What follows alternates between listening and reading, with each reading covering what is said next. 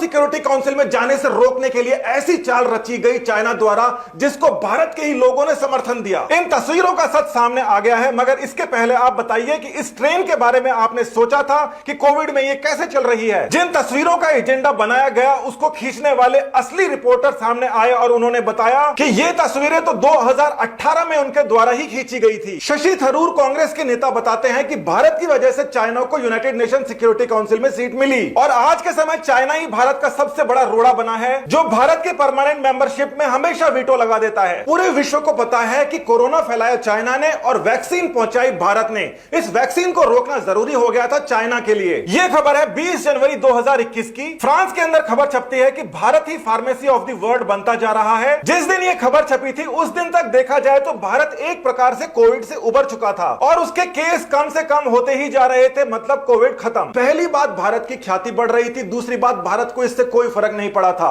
इसका फर्क क्या पड़ता है चाइना पे? 12 मार्च तक भारत ने 70 कंट्रियों के अंदर अपने कोविड वैक्सीन भेज दी थी। ये 70 कंट्रियां जो हैं उनके पास में वोटिंग राइट्स होती हैं और उसकी वजह से भारत पहुंच सकता है यूनाइटेड नेशन सिक्योरिटी काउंसिल के अंदर। इस ऑपरेशन को वैक्सीन मैत्री का नाम दिया गया, वसुधैव कुटुंबकम को चरितार्थ किया गया। तो 20 जनवरी से लेकर मार्च आने तक ऐसा लगा कि भारत इस ऑपरेशन में कामयाब हो चुका है। भारत में सब ठीक चल रहा था, कोविड खत्म हो गया था, वैक्सीन भेजी जा रही थी, इलेक्शंस का अनाउंसमेंट हो जाता है। जैसे ही इलेक्शंस का अनाउंसमेंट होता है वायरस की एक नई स्ट्रेन बंगाल में पता नहीं कैसे पहुंच जाती है। कहां से आई है ये स्ट्रेन इसका बिल्कुल पता नहीं, मगर पूरे के पूरे भारत के अंदर ये फैल जाती है। माहौल पूरा बदलने वाला था, भारत के खिलाफ बनने वाला था, भारत के अंदर भी और भारत के बाहर भी। ये पुरानी फोटोज अचानक से फैला दी जाती है, हर जगह यही दिखाई देने लगती हैं। बहुत सारी पुरानी और नई फोटोज को मिक्स करके कई सारी खबरें बनाई जाती हैं और अपने आप ही मान लिया जाता है कि जितनी भी नई डेड बॉडीज हैं ये सारी की सारी कोविड से ही हुई हैं। मतलब सरकार ने इसकी पुष्टि नहीं की मगर विदेशी मीडिया ने अपने आप छाप लिया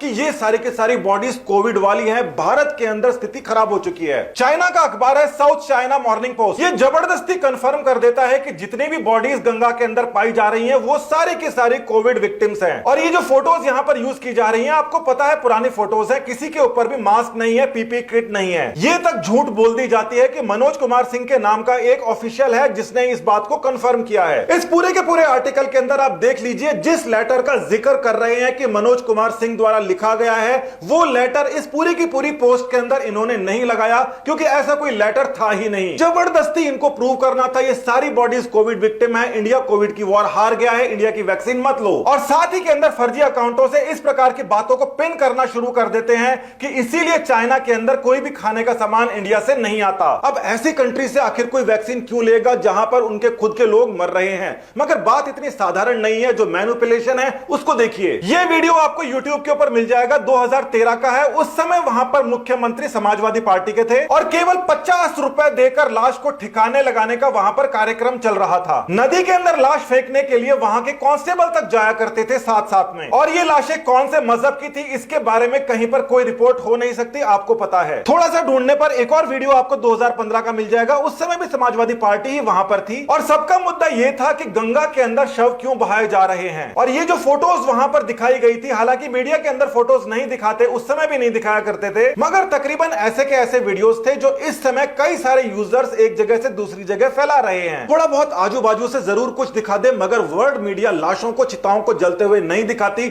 मगर इस बार इंडिया की जो चिताएं थी, लाशें थी, हर जगह फैल रही थी। कतर का ऑफिशियल गवर्नमेंट का जो न्यूज चैनल है अल जजीरा, जिसकी बिल्डिंग हाल ही के अंदर इजराइल ने उड़ाई है, उसके अंदर भी गैर जिम्मेदाराना तरीके से रिपोर्टिंग की गई कि ये कोविड विक्टिम्स हैं। हेडलाइन के अंदर सस्पेक्टेड लिखते हैं मगर बाद के अंदर ये उसको कंफर्म कर देते हैं। अब इनका सबसे बड़ा झूठ तो ये था कि लकड़ियां खत्म हो गई, पैसे लोगों के पास है नहीं, इसीलिए बहा रहे हैं। मगर किसी ने यह नहीं सोचा कि केवल गंगा किनारे ही मौतें हुई है, बाकी लाशों का क्या हुआ? क्रीमेशन के लिए लकड़ियों का इस्तेमाल ही नहीं किया जाता, उपले भी इस्तेमाल में लिए जाते हैं भारतीय सभ्यता में। और ये जो उपले हैं ये हर घर के अंदर मिल जाते हैं। कम से कम 30% जनसंख्या आज भी इन उपलों का इस्तेमाल करती है खाना पकाने के लिए। बॉडीज को बहाने वाले सारे के सारे लॉजिक फेल थे, बस एक लॉजिक पास था कि इंडिया को किसी भी तरीके से वैक्सीन डिप्लोमेसी से हटाना है, यूनाइटेड नेशन सिक्योरिटी काउंसिल ना पहुंच जाए। वैसे ये बात ठीक है कि अमेरिकी गवर्नमेंट का जो पोर्टल है उसने ये बताया है कि हाँ बॉडीज जरूर फाइंड आउट हुई है, मगर इनके रीजंस अदर देन कोविड-19 है इनके मरने के। तो अमेरिका जो है वो कम से कम सच बोल रहा था, मगर उसके सच के ऊपर लोगों को यकीन ही क्यों करना था? मगर अब आप एक केस देखिए अरब न्यूज का, जिसको फंड करता है सऊदी अरेबिया। ढंग से इस बात को समझिए समझिए, ये प्राइवेट इंडिपेंडेंट न्यूज पैनल्स नहीं है, ये सरकार के पैसों से चलने वाले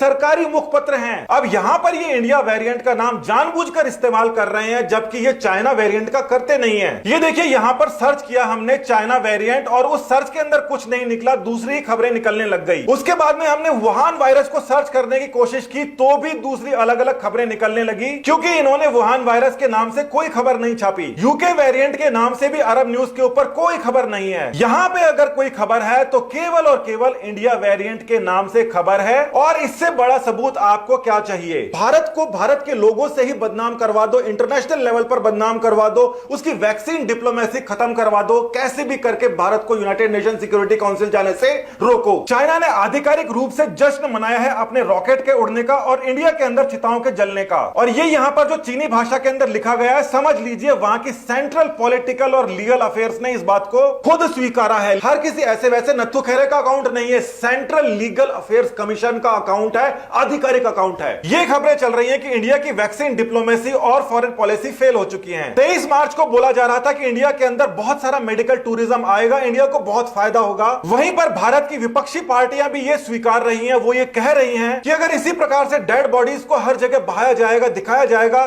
तो हमारी वैक्सीन को कौन स्वीकारेगा? वोट की चाहत के अंदर चाइना की चाल में हमारी विपक्षी पार्टियां आ गई, अब जाकर उनको एहसास हो रहा है। मगर अभी तक ये क्या क्या कर चुकी हैं? हमारे ही लीडर्स पूछ रहे हैं कि बच्चों की वैक्सीन इंडिया से बाहर क्यों भेजी जा रही है, जबकि असली बात यह है कि वैक्सीन को बच्चों को लगाने की फिलहाल परमिशन ही नहीं है। पहले कई सारे क्लिनिकल ट्रायल्स होते हैं, क्लिनिकल ट्रायल्स के बाद के अंदर वो मैच्योर को लगाई जाती है और मैच्योर लोगों को लगाने के बाद के अंदर फोर्थ फेज जो मार्केट सर्विलेंस कहते हैं, इस मार्केट सर्विलेंस का डेटा इकट्ठा होने के बाद बच्चों को लगाने की परमिशन दी जाती है, जो अभी तक हुआ नहीं है। जबकि राहुल गांधी जी को यह बताना चाहिए कि राजस्थान के अंदर जो कांग्रेस गवर्नमेंट है, वहां पर इतनी भयंकर लापरवाही क्यों चल रही है कि इस समय तक 11.5 लाख डोज जो हैं वो प्रदेश के अंदर खराब हो चुकी है। राजस्थान में ये वैक्सीन बहुत ही डेलिकेट वैक्सीन है, 10% तक खराब हो सकती हैं, मगर 40% तक एक जगह खराब हो रही है एक ही राज्य में, जबकि दूसरी जगह 0% खराब हो रही है। इसका मतलब लापरवाही हो रही है राज्य सरकार के द्वारा। फिर भी बड़ी बात यह है कि विपक्षी पार्टियों को अब समझ आ गई है और वो इस प्रोपेगेंडा से दूरी बना रहे हैं। आपको भी इस प्रोपेगेंडा से बाहर निकल के आना होगा और समझना होगा कि हम बार बार वही गलतियां करते हैं,